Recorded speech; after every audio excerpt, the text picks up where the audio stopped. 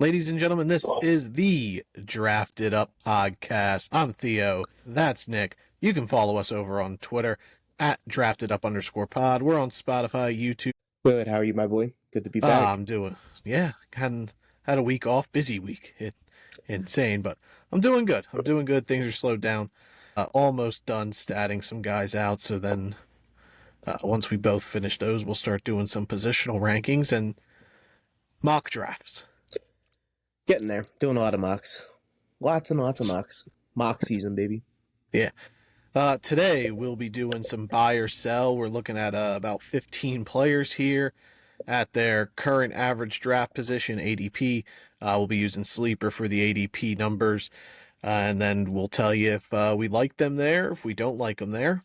We buy them if we want them. We sell them if we don't. We'll talk about who's going around that area as well to kind of give you an idea of who we might be taking this person over or who we would take instead of that person at that position. But we got 3 tight ends, 2 quarterbacks, 5 running backs, 5 receivers, 15 guys we're going to talk about today that we really haven't dove too much into since we started talking about fantasy football stuff. So that's what we got on tap here today for you guys. Hell yeah, brother. Yeah, so we'll start big. We'll start with the running back position. First of 5 running backs, Nick, buy or sell. De'Von Achane of the Miami Dolphins. He is currently going as RB9 on Sleeper. His draft position is about 24th overall, which is a late round 2, early round 3 in a 12-team league. Guys going before him, a little bit before him here. That's Travis Etienne and Josh Allen are the 2 guys before him. Josh Jacobs, Travis Kelce, Steph Diggs, Nico Collins, all going right after him. So, Nick, De'Von Achane, about 24th in average draft position. You buying or selling? Achane's a rough one, dude. He's so hard to even just kind of even stat out to predict because you don't know how much Mostert's going to get because he had the majority of the workload last year. But Achane had 3 incredible weeks, like back to back to back. The one week he had like 50-something points in our normal week. It's really hard to, but if you could really snag like an RB1, I don't want him as an RB1 on my team, but if you could snag one in the first, being like Hall or Bijan or Taylor at the back end, but you wouldn't grab Achane. You start off with McCaffrey. If you get McCaffrey a 1, and then somehow Achane falls to the last pick of the second, you might as well snag him to be your RB2, but he's not going to, I would not touch him as my RB1. I wouldn't trust him. I want a guy that's reliable as my RB1. He's got good upside, but at that draft stock, I got to sell him, dude. I can't buy it. It's too risky for my liking in the second round. Initially, I did want to sell, but like the more I've mocked, the more I've found myself really wanting De'Von Achane in the second round because I know he's not going to get back to me in the third. From my preferred draft spot being mid to late first round, so I'm drafting mid early second, and I know Achane's not getting to me in the third. I want as many shares as De'Von Achane as possible, so I'm buying. Especially if I do go running back early, like if I get Bijan or Hall or Jahmyr Gibbs and coming through on the turn and I miss out on like Garrett Wilson, Marvin Harrison, Puka Nacua, and I'm pairing Achane there. I'm even fine taking him as my first running back, but then I know I have to get a sure guy in like the third or fourth, whether that be someone like Isaiah Pacheco or even Rashad White. To pair with him. Like, I don't want him to be like my steady RB1. But I do think Achane's going to put up similar numbers to what he did last year. 800, 900 yards, 7, 8 touchdowns. I think he's going to get more catches this year. So I'm buying into the upside, and I'm willing to buy his draft position right now. Yeah. See, when you said that you'd be willing to take him as your RB1, which is fine. I completely get why you would. But see, I would almost then take you out of the running for like White or Pacheco because both of those guys aren't really 1,000-yard backs proven. I would try to snag like a guy like Man, I wouldn't even fucking. Good God, So Derrick Henry, maybe. I don't so even know. I would so try the to re get like an actual running back on the back, but like Rashad White, he's another risky guy in the fourth. Pacheco, he's another guy that's like, eh. I really like Pacheco this year, but I wouldn't trust both having two of those guys. see, I think Pacheco's like floor is an RB1 this year. Like he's the guy. I mean, yeah. There's no McKinnon there. He had 50 some targets last year. So like I'm like if Isaiah Pacheco was my first, like if I went wide receiver, as we go off on a little tangent here on Pacheco, I'm confident in him as my RB1. As confident as I would be with Achane as well. I'm fine with. I would rather Pacheco as my RB1 over A-Chain. But if you look at like the way Pacheco and McKinnon's stats line up, McKinnon was really only a problem the first 3 weeks. And then after week 3, Pacheco got all of the work. And then they both missed alternating games in the back end of the season. Yeah, So McKinnon really wasn't. Well, yeah, but he wasn't an issue week 4 to the end of the year for Pacheco. So that's how I'm really looking at Pacheco. He's going to be an RB1. But a guy would trust him over Devon Achane for sure. Right now, I have Achane as my RB6 and Pacheco as my RB7 in my rankings. But I still haven't done some teams. But that's how I'm lined up. But I'm buying Achane. I want that upside, and I'm willing to die if he doesn't hit. I'm willing to live with that risk. All right, next running back up, we're going to talk about Josh Jacobs from the Green Bay Packers. Now he's going as running back 10, one spot after the aforementioned Devon Achane. Josh Jacobs' ADP right now is about 26, so same range, late second, early third. You gonna buy or sell on Josh Jacobs? I wouldn't touch Josh Jacobs with like a fucking 10-foot pole. He's my Grinch this year, dude. I have zero stocks in Josh Jacobs. His yards per carry last year was like 53 out of 56 eligible ranked guys. He was really, really bad last year for Vegas. And then he's going to Green Bay. I do like the fit there a little bit more. But I would rather just tie my stocks in Marshawn Lloyd in the 13th, 14th round, risk Josh Jacobs failing, and then grabbing a guy that's, even if Josh Jacobs is fine, Marshawn Lloyd's still going to get work. Green Bay runs a 2-back system. They hate A.J. Dillon. Like, they literally have come out and said that guy's a bum. Well, he's in the best shape of his life. Josh Jacobs, though, I don't trust him just based off of last year. And he did come into camp last year extremely out of weight. So, yeah, he could theoretically get back into health. I think he's going to have an okay season. But again, I don't think it's going to be the Josh Jacobs where he had 1,600 yards, led the league in rushing. I think we're looking at a guy that's barely 1,000 yards. He's going to have a decent year, but I don't want him in the second. I would rather a guy with... So you're selling. Yeah, for sure. Selling hard, dude. So, I mean, nobody wanted Josh Jacobs the year he put up that monster season. I kind of get... I'm also selling guys going around Josh Jacobs, Devon Achane, Travis Etienne, Steph Diggs, Travis Kelce, Nico Collins, Derrick Henry. Like, I'd rather go with one of the receivers like Nico or Debo or Mike Evans, who are going right around that range as well, than I would Josh Jacobs. Like, I don't like Josh Jacobs at the end of the second, early. Like, no. If I get Josh Jacobs in the 4th or 5th, I'm willing to look at him a little bit more. But at that curve position, I'm selling. Like you said, I rather, use a late pick on Marshawn Lloyd and just cut him after week 1 if Josh Jacobs goes off for 150 yards and 2 touchdowns, to be like, yeah, it is what it try is. Try calling my shot with Marshawn Lloyd, but yeah, I'm not willing to use that early of capital on a guy that I have a lot of questions about. Yeah. A name around him that you said that I compare him to is Steph Diggs a lot. Like, I would not touch Steph Diggs around this spot, but if he fell to like the 5th, or because people really don't know the situation, I would happily take Steph Diggs. But for that value, though, I don't like Josh Jacobs at the back end of the second. Yeah. We on previous episode, we both sold cut Steph Diggs on our keep trade cut. Mm-hmm. Yeah, we weren't willing to keep him around. Yeah, same boat. Mid 4th, 5th round, I'll take a look at them and possibly even take them. But at their current stock, I'm passing. And these could change. These are early projections. things could move around on camp, but I can't see them moving too much. Like I can't see Josh Jacobs dropping deep to like RB 18. No. If he was RB 18, I'm looking at him way more. Yeah, for sure. But as an RB 1, ranking wise, going top 10 as a running back, yeah, I'm out. Yeah. Now, if I had to choose between A-Chain and Jacobs, the last two guys we did, I'd take A-Chain now. For sure. They're very similar upside. ADPs. But yeah, I think A-Chain's upside is way higher than Josh Jacobs in Green Bay. Next up, running back. He is the running back 13 currently. His ADP is about 40.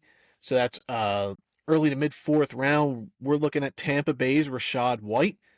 Guys going around him. He's kind of sandwiched between two quarterbacks, Lamar Jackson and CJ Stroud. Cooper Kupp's going in this range. Trey McBride, Devonta Smith, DK Metcalf. Go down about 7 picks before you reach another running back. You're looking at James Cook. I'll start here. I'm buying Rachaad White. Initially, like I look at it as like 40th overall, going about 40. I'm like, I don't know if I buy that, but like RB 13, he was a top 7 running back last year, top 5 maybe. In PPR, like I don't see Bucky Irving cutting too much into the system. The Bucs' new offensive coordinator used to be with the Rams, and that guy made Cam Akers look like a viable running option. Like, Rachaad White's not just like a clunker. Like, sure, his yards per carry hasn't been great, but Tampa's line's been bad. But, like, Rachaad White's got some juice. He gives you a ton of receiving upside. I think he's going to get close to 1,000 yards this year, but I'm fine with the 900 that he always gets. But he's going to catch 40 passes, close to. I'm in. I'm in at RB 13 for a guy who could be an RB 1. Yeah, I had him last year, the whole season. I drafted him and Evans in the 8th, I think. Both of those guys had tremendous ADPs last year, and they had great volume. He had 64 catches last year. Jesus Christ. He was literally like a poor man's fucking Christian McCaffrey last year. And thank God I had both of them lead me to the title. I'm buying them for sure. He was a big part of my team last year. He often didn't see the field when I needed him to, so I was really missing out on a lot of his work because I'd start him the wrong weeks. But towards the back end of the season, he really carried my team. The back end of the 3rd is where I kind of have to snag him because I try to draft late. So I'm actually fine taking him above his ADP. I reach for him only because he's a guy that I know is going to get a ton of work, and I know the volume's there. And he's with the volume, he's going to be a top 13 back is his floor, I would say. Yeah, so that's where he's going. You're drafting him at his floor, and like people want to make a big deal that Dave Canellis is gone, but I'm not too overly concerned about, like, Baker loves checking down to his running backs. Like, he always got Kareem Hunt involved. He got the Carolina backs involved when he was there. And look what he did last year with Rachaad White. Like, he's going to see the same amount of opportunities, and I can't see him doing that much worse than last year. And like you said, you're drafting him at his floor in my eyes. Yeah, I'm buying. I want Rachaad White at his current ADP for sure. Yeah, no, for sure. That's what you got to look for. You got to try to find guys that you're buying. You're getting them at their floor, so you're not really wasting picks, and then it's only upside from there. Yeah. Next up, running back 15. He's going late 4th round, about 47th overall, and that would be new Houston Texans running back Joe Mixon. How you feel about Joe Mixon? You buying him at RB 15? Around him, James Cook, DK Metcalf, Mark Andrews, Dalton Kincaid, Tank Dell, Zay Flowers, Ken Walker.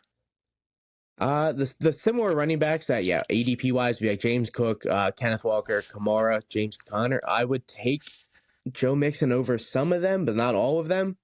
So I would have to, I guess, buy his. I would buy it. I guess I just want pieces of the Houston offense. So if I'm getting Mixon at that point, it is what it is. I would rather Houston's offense than Seattle's being Kenneth Walker. So I'd buy Mixon at the back end of the 4th, middle of the 5th. All right, here's where we're going to disagree. I'm selling. I don't want any part of Joe Mixon. He's getting the volume, dude. I don't think he's going to. I think that Houston's going to be more of a split than people expect. DeMeco Ryans loves Dameon Pierce. and Joe Mixon, he comes from this, he's got to learn a new offense here. So, and that was Pierce's struggle last year. I don't trust him as well in the zone blocking scheme that Slowick runs there for the Texans. So I'm really worried about Joe Mixon. I'm not buying him as a RB15 late fourth round. I'd rather take the shot on Mark Andrews or Dalton Kincaid or Tank Dell or James Cook. I'd 10 out of 10 times take James Cook over Joe Mixon and Ken Walker. I'd much rather Ken Walker than Joe Mixon. I would not. As a guy who had Ken Waller, I would not take Ken Waller. I would take Kamara over him. But I'm not taking Kamara as well. I'm not taking Waller or James Conner over him.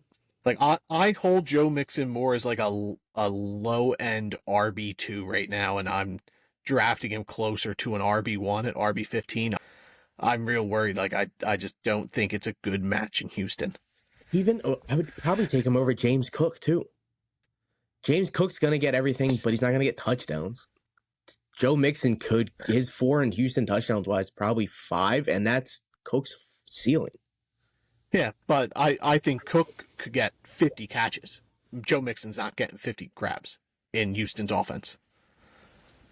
There's too many mouths to feed there for him to get 50 catches. James Cook could easily slide 40 though. See, I don't. I don't see Joe Mixon really putting up like I said. I see him more as like the RB20 range than I would RB almost top 15 running back. See, I would say 20 is his floor. I don't think he's going to get lower than 20. I mean, he's going to get the bulk in Houston, even with Pierce. Pierce is only going to have 100 or so attempts and 12 catches, if that. He might not even have 12. Yeah. So that means Mixon's getting all of the catches from the backfield, which is going to be at least 40. Yeah, well, who's their other running back? Do you know off the top of your head who would be their third? Because like it could be that it's not even Dameon Pierce going there. I don't know Houston's depth chart that well. I know. I think it's that guy's last name starts with like an O. I don't know his. I think it's Dare Ogunleye. He was a kicker. Yes, that is who is the third running back, and they drafted Jawar Jordan. Yeah, I don't know. I just don't trust Mixon there. I like all the other guys over him. Yeah, Mixon the same way I did in Cincinnati. He's gonna be he's a good running back. He's not great. He's reliable. And if I can get that in like the middle of the 5th, I'm fine with that. Yeah, last running back 19, big jump here. He's going early round 6. His ADP is, I gotta find him. 6. Where'd he go? There he's 62. Early 62. So early 6th round, RB19, Aaron Jones of the Minnesota Vikings. Are you buying or selling Aaron Jones round 6? I'm selling because there's guys like Christian Kirk, David Montgomery, Harry McLaren, Evan Ingram, Ramondre Stevenson. Man, yeah. Aaron Jones, I do like the fit in Minnesota, but the every day that keeps passing, there's just another Ty Chandler report that comes out, and it's insane. At some point, you do start believing him, and I get it's camp season, reports come out, you don't buy it, it's all hype, yada yada yada. But at some point, Aaron Jones is gonna hit that wall, and it kind of looked like he hit the wall 2 years ago or so, and then he kind of bounced back, and then he's hurt again, and he was great during the Packers playoff run. Those last stretch of games, Aaron Jones looked incredible, but he looked terrible to begin the season. Yeah, he struggled with hamstring injuries early on. He's been banged up like 2 of the last 3 years. He's 29 now. Like I am worried about the age. I'm worried he'll be 30 in December, so he's going to be 30 this season. I'm also selling him. Like I want to be in on Aaron Jones because I think he's a good fit in Minnesota, but like. Mm-hmm. Under Kevin O'Connell, Vikings running backs haven't overly produced. Like Dalvin Cook, most of his production was just based on volume. Alexander Mattison was terrible last year. Ty Chandler looked all right, but he wasn't a reliable option. So, like, I don't know how Aaron Jones fits in that. Like, I'd rather take, like, Christian Kirk, like you said, or Joe Burrow if I haven't picked a quarterback yet. I'd rather him than go running back. David Montgomery's another running back I'm taking over Aaron Jones. DeAndre Swift, I probably have him ranked similarly. But I like Ramondre more if you go down like 6 or 7 spots there. So yeah, I'm almost out on Aaron Jones, and more on the Minnesota running game than it is on Aaron Jones' actual talent. Yeah, I agree. But even guys going like around later in like the middle of the seventh to the back end, being Tony Pollard, Najee, Raheem Morris, Zamir White, I would put Aaron Jones around those guys. Mm-hmm. And Aaron Jones is going almost 2 rounds earlier. Yeah, he's all the 60s guys are going back end of the seventh. Yeah, I don't think Aaron Jones anymore provides much of a ceiling. Yeah, he's a real floor guy, and he's going well above his floor. Mm-hmm. Yeah. All right, let's move to quarterbacks. First one, QB5. He's going 41st overall, which would be early to mid round 4, and that's the Houston Texans, CJ Stroud. You buying or selling? I'm selling, dude. I'm taking all the hype. I'm selling. I'm a real big believer in if you're taking a quarterback early, he's got to have some type of rushing upside, unless he's Patrick Mahomes. So now Patrick Mahomes, who's going 3 spots earlier than CJ Stroud, like they're real close, and then Lamar is sandwiched between them. And then running back wise, we talked about Rachaad White. He's going in this area. Pacheco, Cooper Kupp, Trey McBride, Devonta Smith. Yeah, if I can't really snag one of the big 3 being Allen, Hurts, or Mahomes, I'm really trying to kind of avoid one of the middle quarterbacks. Could CJ Stroud go up there and be the next Patrick Mahomes? Sure, but he's got elite wide receivers. He's got a great tight end option. He's got a good O-line. He's got a good backfield and a great coach. Could CJ Stroud go out there, pass for 5,000 yards, 50 touchdowns? Yeah, sure, and I'm eating my words right here on this podcast. But it is what it is. I'm selling, unfortunately. I want every piece around him. I don't want him. Yeah. I'm also not big on taking quarterbacks early, so I'm also going to sell. Like, I do want stocks of CJ Stroud. Like, I would love to have him on a fantasy team, but I'd like him more if I could get him in round 5.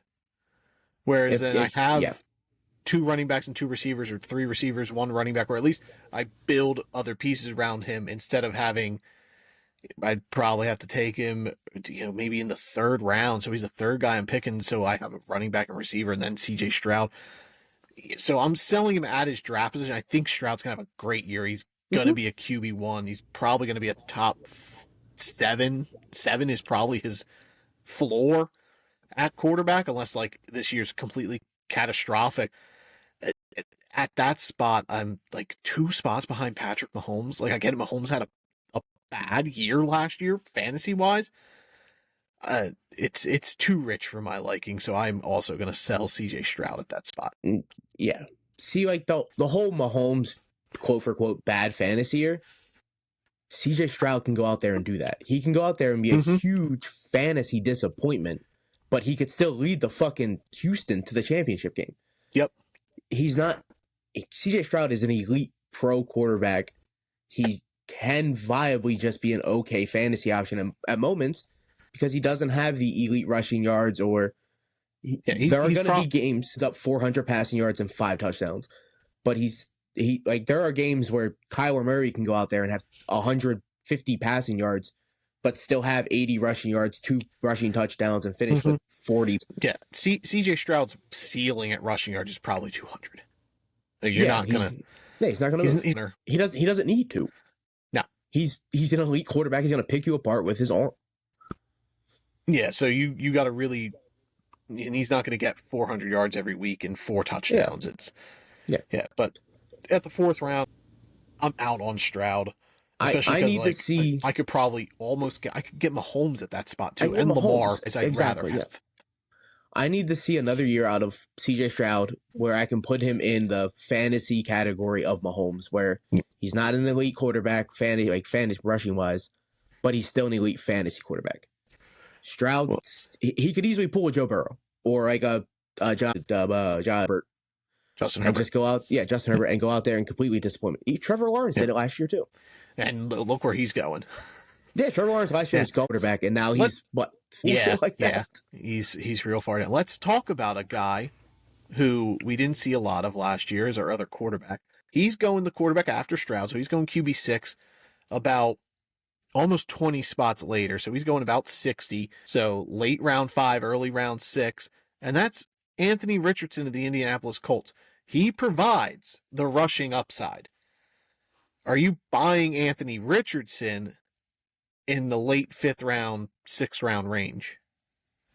In most mocks, if I don't end up with one of the big three, which I talked about, I do usually end up finding myself snagging Richardson on the swing through in the back end of the 6th. Do I like it? No, I don't. I hate it. I don't trust it. Would I do it in a real league? Probably not.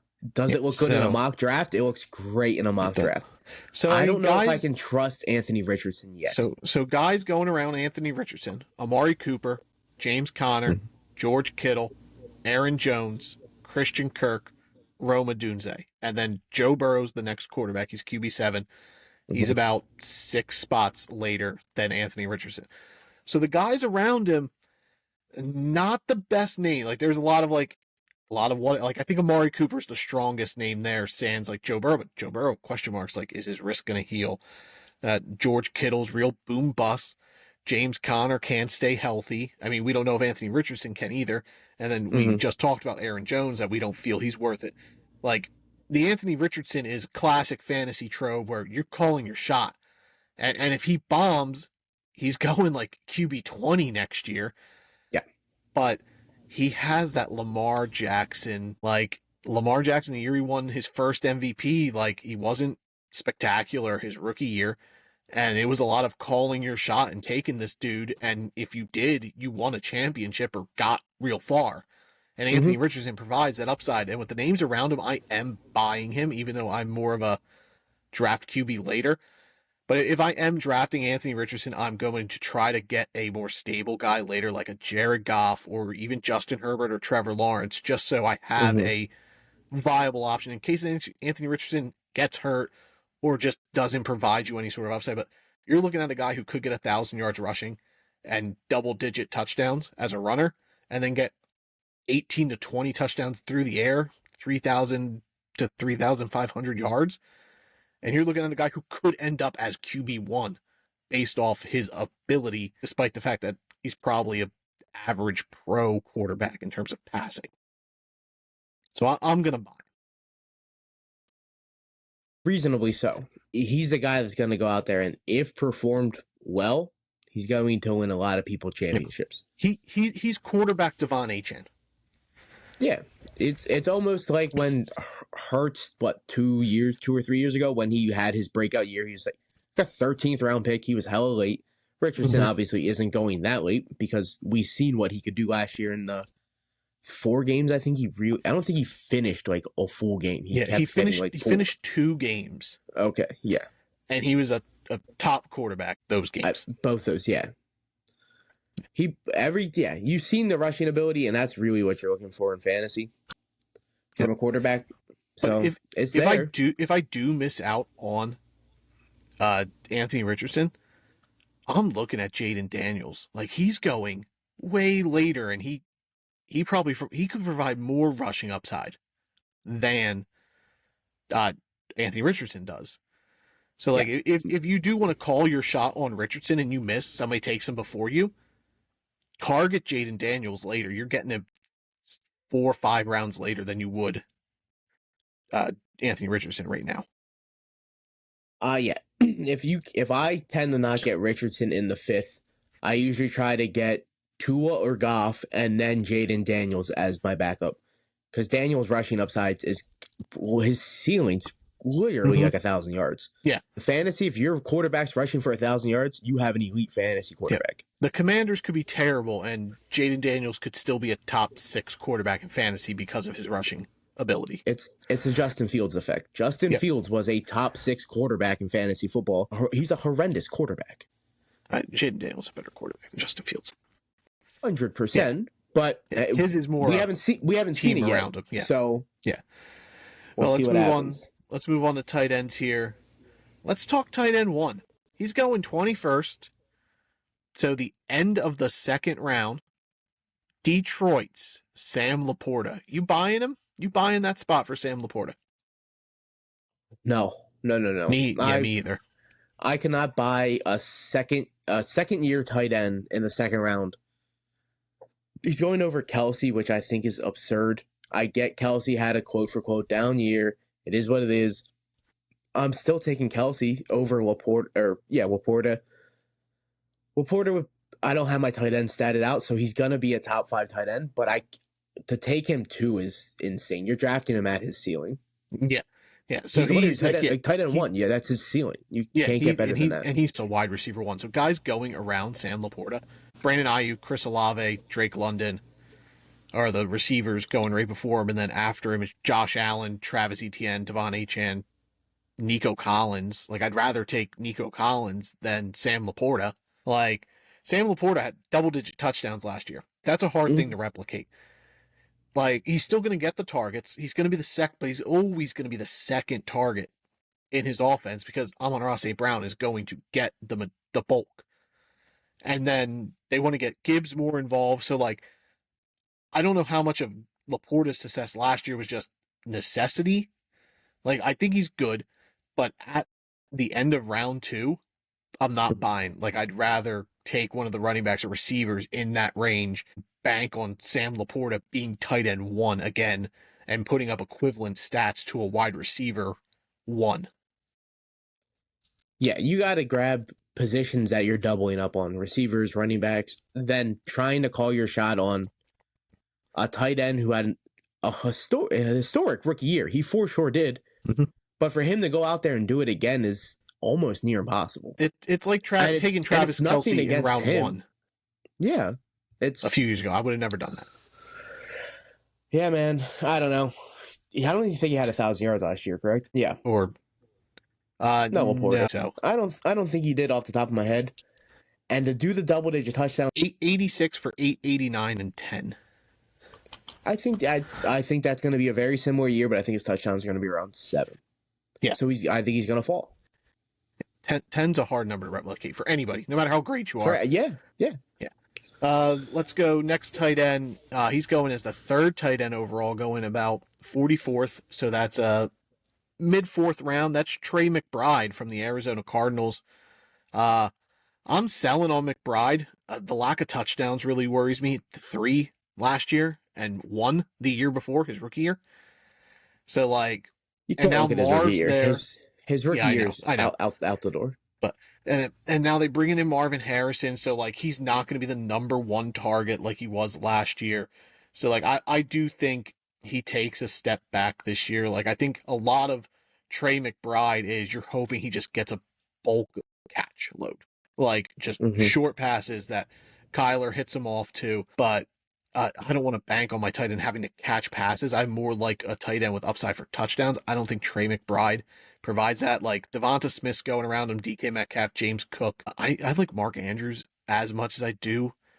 Like, I'd rather just wait on a swing. So say I'm drafting at the end there. I'd rather get Mark Andrews at the beginning of the 5th or Dalton Kincaid. Like, I'd rather take Tank Dell as well. Like, there's just players around Trey McBride that I'd much rather have.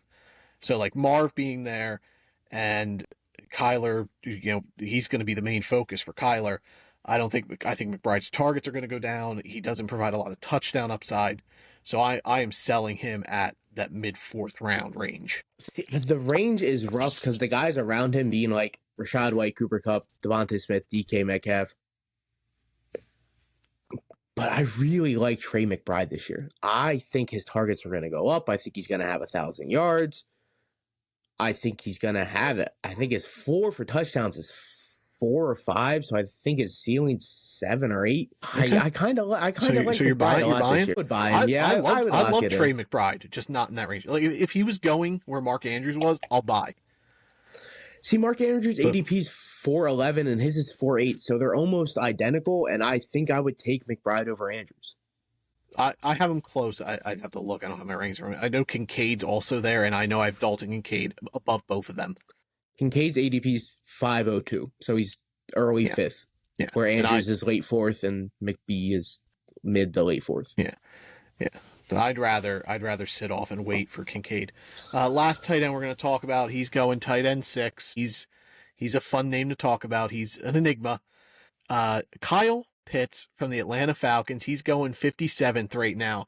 So he's going mid to late 5th round. Like I said, tight end 6 guys going around him. George Pickens, T. Higgins, Amari Cooper, Anthony Richardson, James Conner, George Kittle, another tight end, a few spots below him.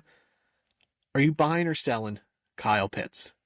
I'm buying, dude. I'm pushing in all my chips on Kyle Pitts again, like I've done every single year. And hey, man, he had 1,000 yards his rookie year, and then last year he shit the bed, and this year, oh, he's back, baby. He's back better than ever, baby.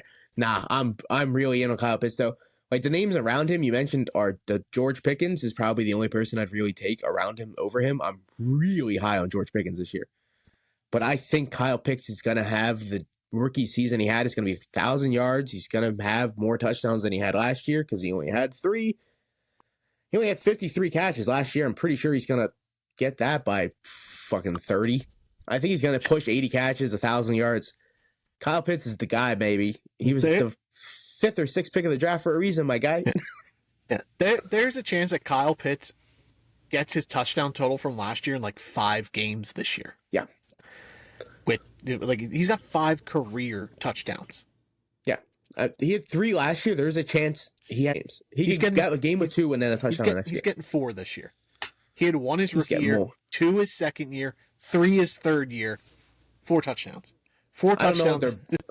I don't know what their bye week is, but I'm willing to say he has 4 touchdowns by their bye week. Their bye week? I don't even know if I can see that. I don't have schedules in front of me. Week 12. Oh. For sure, maybe. Yeah, I'm also buying Kyle Pitts, and Kyle Pitts has done pretty much everyone wrong and dirty in the fantasy world. Like, everyone at some point has been in on Kyle Pitts.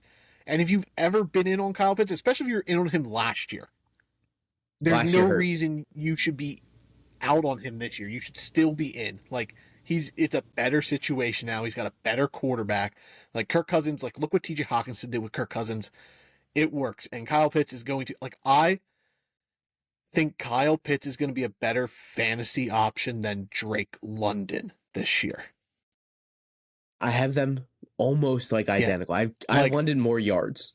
I think you're drafting Drake London almost at his ceiling.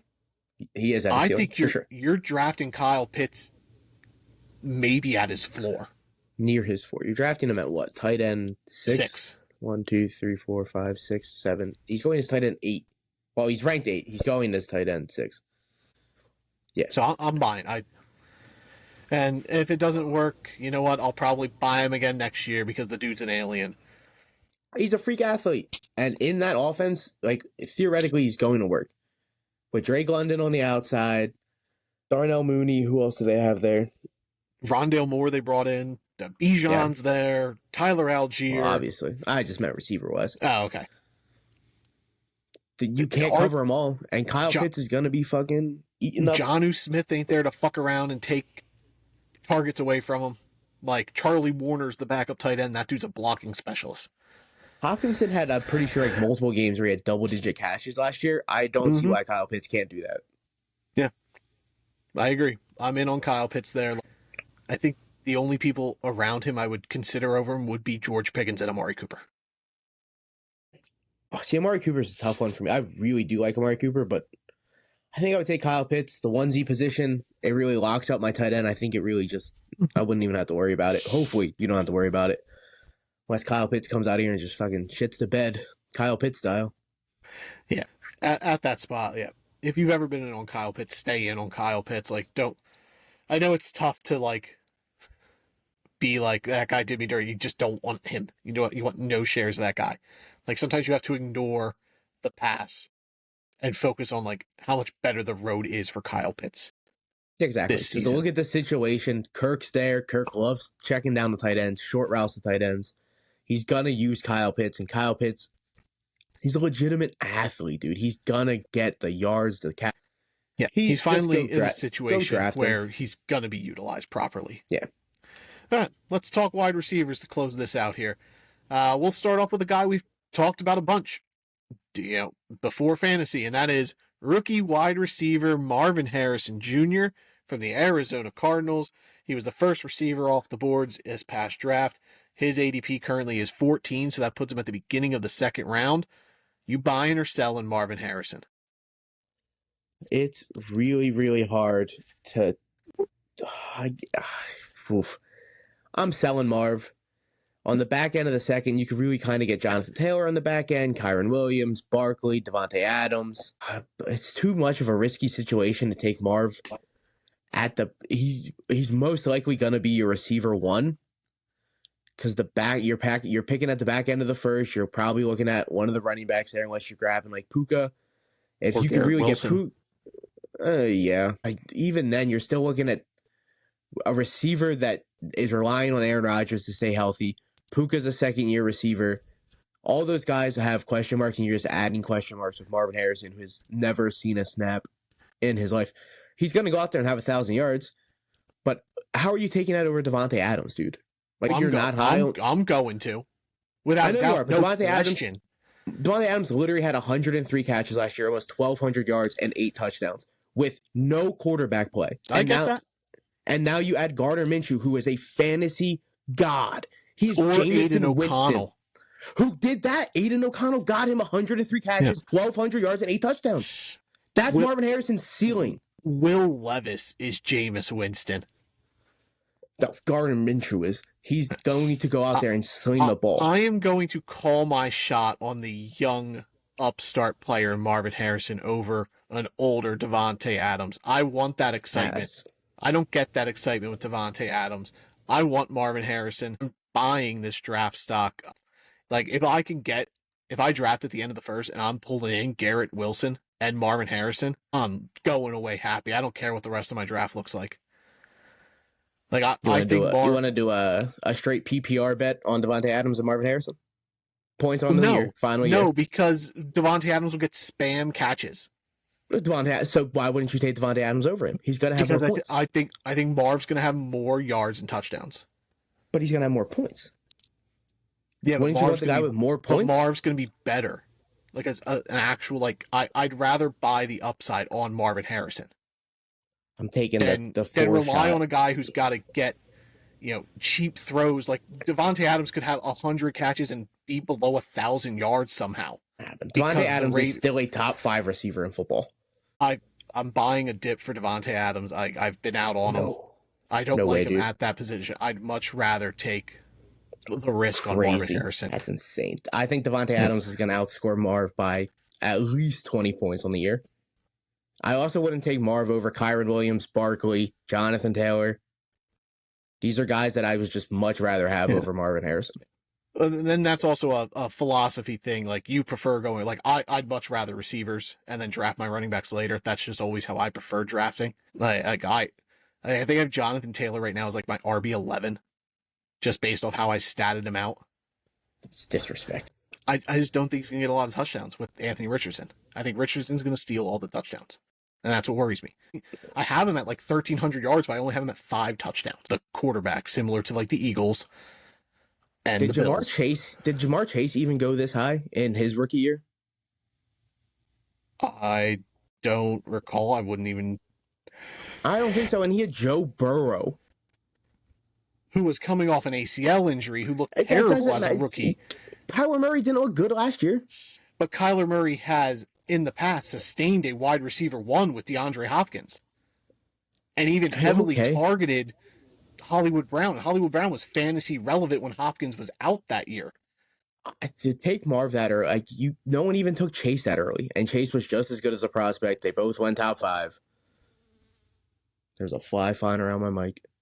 I don't even know how to look. No, it's not even worth it. But I would not take a rookie in the first 2 rounds. Can't trust it. Yeah.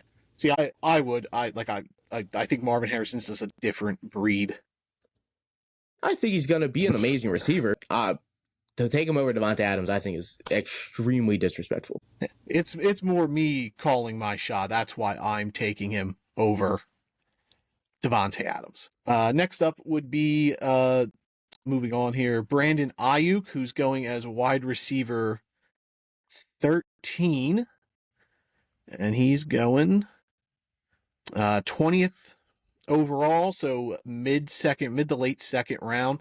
You going to buy or sell Brandon Ayuk? Well, I mean, I literally just traded for him in a dynasty league from you, so I think I have to buy legally.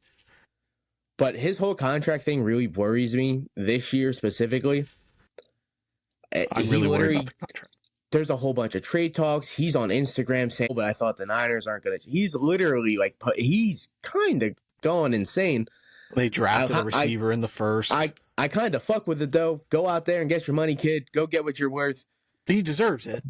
This year, though, I don't want him at that spot. There are other guys around him that I would much rather just bunker down and play it safe with. As this episode really goes on, you could really say I'm really safe. I like to play it safe. I like to get Mike Evans in the 8th last year. I like to draft Rachaad White. I like McCaffrey. I like guys that I know are going to go out there and get their floor, and they might get their ceiling. And let me tell you, they're going to lead me right to a championship. Yeah. So the guys going around Brandon Ayuk are Devontae Adams, Drake London, Chris Olave at wide receiver, running backs Travis Etienne, Devon Achane, Josh Jacobs, and then you got Laporta and Josh Allen in there. I do have Jamar Chase's ADP from his rookie year. He was going wide receiver 26, 71st overall, ahead of T. Higgins, who was on the team the year before. There's the problem. Marv doesn't have that guy. There's no one else there. There's Trey McBride, who's a tight end. Let me tell you something. T. Higgins, he's going to go out there and get fucking 80 catches, 900 yards, and 4 touchdowns because T. Higgins is a fucking certified bum. Fuck that guy. Jermaine Burton's better than him. I'll die on that hill. Ugh. I do not like T. Higgins. T. Higgins had a really good rookie year, though. Really good rookie year with Joe Burrow. T. Higgins, Jermaine Burton's going to go out there and surprise a lot of people this year. They're going to be a lot closer than people realize in stats. I mean, Tyler Boyd was relevant too, so like that, it makes sense. Yeah, but people aren't like T. Higgins. Like Tyler Boyd was always being drafted in fantasy. Jermaine Burton's not, and Jermaine it's because he was a third round receiver. If he was a second year player, he'd be drafted. He'd be known. Yeah, but he's going to go out there. His average target depth in college was 20 yards. He's their deep threat guy now with Chase. He's a completely different player than Higgins. I think him and Chase are really going to change up that offense, and T. Higgins is obviously getting the boot next season. Ayuk. I sold Ayuk. I'm selling on Ayuk. I already sold him. Yeah, the position, he led the league in yards per reception last year. He had like 60 catches and had 1,200 yards, which is insane, but that's a fluky thing. But like, the Niners have so many options, like Kittle's there, Debo, McCaffrey. They're bringing Ricky Pearsall in now, who they drafted. Like, they still utilize Juwan Jennings. Like, there's a lot of mouths to feed in San Francisco. I get it. One of them, both of them, all of them always get hurt at some point. But how much is Ayuk just going to kind of just like, I'm putting in my year and not really put forth? Like, say he gets a little banged up, a little tweak of the hamstring. I think I can't play. Like, I worry about that with him. So, like, at the second round where he might be the first receiver I'm taking, I'm going to sell. I'm going to let somebody else deal with Brandon Ayuk. And if he goes off this year, great. Like, you get that. And here's one of the few guys I won't take, like, an upside shot on because, like, his is more situational than, like I think Brandon Ayuk could have a year where he has 70 catches for 1,200 yards and 6 touchdowns. But there's also the probability where he doesn't put forth the full go this year because he wants to get paid next year. And I think the same thing with T. Higgins as well. Brandon Ayuk was pretty much I think his ceiling last year, maybe a little bit better, is going to be his ceiling, but it's not going to get much better than that in San Fran at least. But if San Fran isn't willing to budge on him, they have him for the next 3 years. They have his. I thought his contract was. And they have a 5th-year option because he's a first-round pick, and then they can franchise him. Played for 5 years. Yeah, franchise him for the next 2 years. Brandon Ayuk could literally be stuck in San Fran for the next 3 years, and he can't do a damn thing about it. I think they'd just trade him at that point. I mean, I agree, but if they're not willing to, he has to play. Contract? No, I know he's a. Oh, I got you. That's what I was looking up to make sure he was a first-round pick before I bring that up. Okay. So they have his 5th-year option. Playing forever. Yeah, he's only like 26. I went to college with Jaden Daniels. He did, and that's insane on how old Jaden Daniels is. 2,000-yard receiver seasons in a row. That's who I'm eyeing right now. I was looking up T. Higgins stats. People are just forgetting him. 900 yards as a rookie, 1,000 yards his second year, 1,000 yards his third year. He had a bad year last year. He was banged up. When you say 1,000, when you say 1,000 yards, it's literally 1,000 yards because it's not more than that. Sometimes those are consistent numbers. T. Higgins might be a safe player, which is an insane thing to say. No, C. Higgins is not a safe player. He's consistently, his consistent rating last year was literally like a D, dude. The dude's dog water, dude. Get him out of here. Get him out of Cincy. Let Jermaine Burton shine. Get a real receiver in there. One who's going to show up and play. I'd rather T. Higgins than Jermaine Burton. T. Higgins is a bum. T. Higgins is not the next receiver on the list. We're going back to the rookie well. Wide receiver 20, Malik Neighbors, your New York Giants. His ADP currently is end of round 3, early round 4. Yeah, there he is. I was looking at receiver 20, which it just took me to Brandon Ayuk because he was 20th overall. But yeah, 35th, about 36. So yeah, late round 3, early round 4. You buying or selling Malik Neighbors? You're the Giants guy. This is around the range I would take a rookie receiver. I think I'm gonna buy Malik Neighbors. I'm just gonna get that out right now. I'm gonna buy him. Not too willingly, only because I think him and Marv can have very similar seasons. They're both the number 1 target. They're both gonna eat up a ton of work from their quarterbacks. And I'm getting him almost 2 rounds later than I'm getting Marv.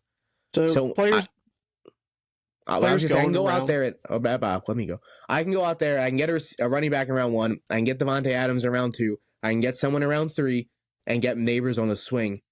I would much rather that than have Harrison as my receiver 1, where I can have Neighbors as arguably my receiver 3, depending on how I stack it. Yeah, so players going around him: Michael Pittman, Jalen Hurts, Jalen Waddle's going after him, which like if I'm staring down both those, I'm taking Jalen Waddle. I'm probably taking Pacheco, who's going after him as well. Mahomes, Rashad White, Cooper Kupp. So there's some guy, Devonta Smith, DK, if you scroll down even further. So there's a guys around Malik Neighbors I like a lot more who are probably safer. Like I would for sure take Jalen Waddle. I think Jalen Waddle's going to be a wide receiver 1 this year. I'm pretty sure he's going to end up in my top 12. Pushing in on Jalen Waddle this year. The dude, yeah, for sure. But that's smart. I also believe Malik Neighbors could be a wide receiver 1. His is just like Daniel Jones or Drew Lock or both. It's tough to like buy and like it's hard. Yeah, like especially if I go running back, and then I'm looking at one of those good. Like I'd rather Jalen Waddle be my wide receiver 1 than banking on Neighbors. But if I would do the approach I said when I drafted Marvin Harrison, or I'm drafting Garrett Wilson, I'm drafting Marvin Harrison, I'll buy Malik Neighbors. I'll just go fucking ball all out on just upside wide receivers that I think are going to have a great year. So I am going to buy, unless Jalen Waddle's there. If Jalen Waddle is sitting there, I'm taking Jalen Waddle. But for the most part, I'm considering Malik Neighbors at this spot. I'm comfortable taking there. I loved Neighbors throughout the process. Like I had him right there with Marv. So I'm buying Marv in round 1. I'm going to buy Neighbors in round 3 or 4. I'm looking at Neighbors a lot like Jalen Waddle, his rookie season actually, which was 100 catches, only 1,000 yards, and then 6 touchdowns. He got a ton of volume, and I think that's what Neighbors is going to benefit from being in the Giants offense. Yeah. There's really no one there. Darren Waller retired. Barkley hit the bricks.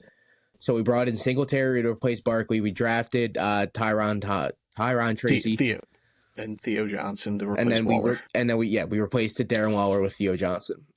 Other than that, our receiving crew is still our receiving crew. We haven't done much other there. Neighbors is getting a ton of volume, dude. It wouldn't surprise me if he had 140 targets. Next up, wide receiver 26. He's going early to mid-5th, and that is the Baltimore Ravens' Zay Flowers. I'm selling Zay Flowers. I like Zay Flowers as a player. I even like Zay Flowers in fantasy, but I don't like Tank Dell's there, Dalton Kincaid, Ken Walker, Alvin Kamara, T. Higgins, George Pickens. I'm taking all those guys over Zay Flowers. Keenan Allen's in there as well, but I would bite on Flowers over Keenan Allen.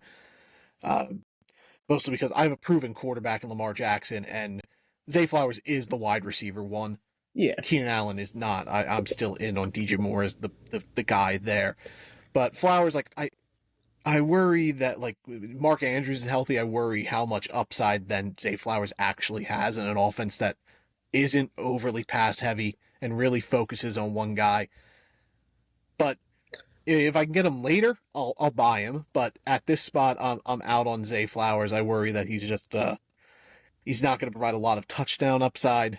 Like I don't see him getting more than like 5 touchdowns. I think you're getting his ceiling there at 5. I don't think he's 1,000-yard receiver. Like I think he provides plenty of like flashiness. Like he's a really good football player. I just don't think he's going to provide a lot of fantasy upside. Like I think you're drafting him at his ceiling. I was at wide receiver 26.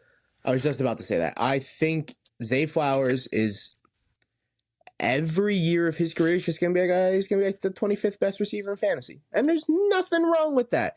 No. You know what you're getting. He's a good talent, but you're drafting him at his ceiling. And I don't like that. I'm also selling Zay Flowers. The guys you mentioned around him, all of them but T. Higgins, I would take over him. I'm just throwing nothing but shade at that guy today. There's something, I don't know, he's rubbing me the wrong way the last 24 hours, and he hasn't done a goddamn thing to me. We got to do a reverse My Guys episode. My enemies. And it's just dudes you just fucking hate. Fuck that guy.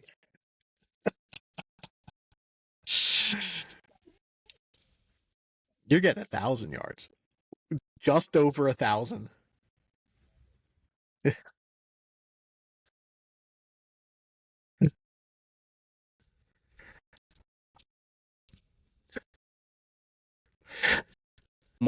But the system, it isn't for a receiver to really shine. And then you bring in Derrick Henry to a team that is going to want to run. So for all we know, they're just going to be running the ball Army style. Derrick Henry, Lamar up the middle for 40 touches. I do think there's a world where Zay Flowers becomes Keenan Allen, though. Like, and I think it'll be. I think it would be after like Mark Andrews is gone. Like, I think if Zay Flowers, like, or even if like he does take over as the number 1 target, I think you're then looking at Keenan Allen numbers. Like, that's a lot of projecting though. Like, Baltimore needs to pass more at that point, and he needs to be the number 1 option. So like Mark Andrews needs to take a back seat. They're not going to run as much. Lamar's got to become a passing quarterback. I think Zay Flowers is a guy who could put up 120 catches, 1,100 yards, and 5 touchdowns. Like a Keenan Allen-like year, but like, I think that would be a huge outlier, but like, I wouldn't put that out of the realm of outcomes. Yeah, I agree. But again, I think that would have to be done outside of Baltimore or a completely new system. Yeah, like if you want to buy Zay Flowers at that, like you think he's going to be Keenan Allen, I would like, if somebody would be like, yeah, I'm taking Zay Flowers at the spot, I think he could be Keenan Allen, like numbers where he's not putting up a lot of touchdowns, but he's giving you a lot of catches and yards. I'd be like, yeah, I could see it, but like I personally don't think that's going to happen. I agree. Our last guy, he's going 69th in 80. Very nice. He's going as wide receiver 34. And that's the Washington Commanders' Terry McLaurin. You're a Terry guy. You buying him? Of course I'm buying. Terry McLaurin he's a really good football player. He's a really good fantasy option. I think last year it wasn't terrible. It wasn't what you were looking for, obviously. But then you're getting Jaden Daniels. They're gonna start throwing. Even John Dotson, I'm kind of targeting late in rounds. There's a lot of guys in Washington that I'm really fine snagging, and Terry McLaurin's definitely one of them. Pretty much all in. Yeah. With Washington, like I like Cliff Kingsbury as a offensive coordinator. He's an amazing offensive mind, dude. Guys going around McLaurin, Rashee Rice, question marks with the whole suspension maybe. David Montgomery, who I really like this year, but he's got Jahmyr Gibbs looming around him. DeAndre Swift, I'd rather McLaurin. Jordan Addison, rather McLaurin. Ramondre, that one's close. Evan Ingram, close. Jaden Reed, I think I'd rather McLaurin. I'd rather McLaurin than Xavier Worthy. I'd probably rather McLaurin than Chris Godwin. Those are all the guys going around him. Terry McLaurin is 80 yards his rookie year is all he needed, and he would have 5 straight 1,000-yard seasons. This is a guy who's had like 9 different quarterbacks in his career. Now they finally, what looks like they got him one. Mm-hmm. And I'm in. At wide receiver 34, you're getting him below his floor. his PPR finishes, he's never finished below 29th, and that was his rookie season. He finished 29th in PPR Yeah. rankings. So 28, you're getting 14, him, 25, 20, 29 Yeah. are his finishes. you're getting PPR. him five or six spots lower than his actual floor. Yeah. His ceiling is 14 as of right now, was 2 years ago. You're getting a high-end wide receiver, too, Yeah. in the 6th, 7th round. Yeah, you're getting him as a flex player, as a wide receiver 3 flex start option. And Terry McLaurin, if you're starting him in the flex, dude, you're making a run. Yeah, like I get, rookie quarterbacks don't yield, good fantasy wide receivers, but they do They don't if field the wide wide receiver receiver's ones. really good. Terry McLaurin's really good. He's not like if I don't even give me a receiver, like if we were talking about Hollywood Brown here, if Hollywood Brown was the Washington Commanders' number 1, I wouldn't be buying it like I would Terry McLaurin. Terry McLaurin is a proven commodity year in, year out, no matter who's been throwing him the ball.